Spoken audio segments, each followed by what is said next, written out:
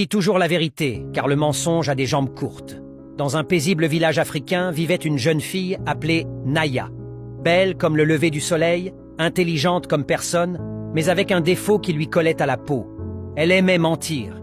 Pas un petit mensonge pour sauver la face, non. Naya mentait pour se faire admirer, pour attirer l'attention, ou parfois juste pour s'amuser. Quand quelqu'un trouvait une jolie perle au marché, Naya disait « Moi aussi j'en ai une plus belle à la maison ».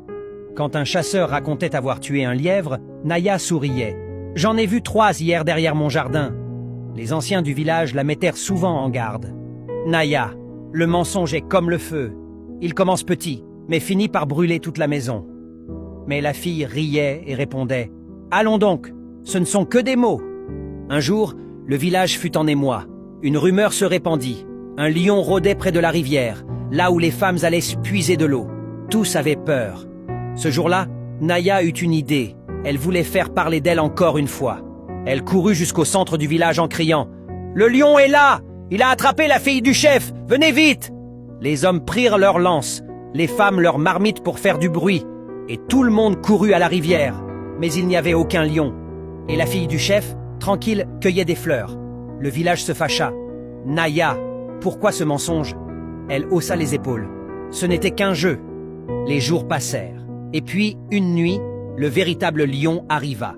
Il rugit si fort que les murs des cases tremblèrent. Naya, la première à le voir, hurla « Au secours! Le lion est là! Cette fois c'est vrai !» Mais personne ne l'a cru. Les habitants dirent « Elle recommence avec ses histoires !» Le lion dévora des chèvres, renversa des jarres d'eau et saccagea les enclos. Naya, terrorisée, se réfugia dans un arbre et regarda son village sombrer dans la panique.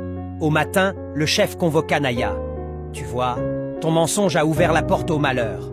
Une parole peut sauver, mais elle peut aussi détruire. » Honteuse et en larmes, Naya promit devant tous de ne plus jamais mentir. Elle apprit ce jour-là que le mensonge peut sembler léger, mais il porte des conséquences plus lourdes qu'une pierre d'éléphant.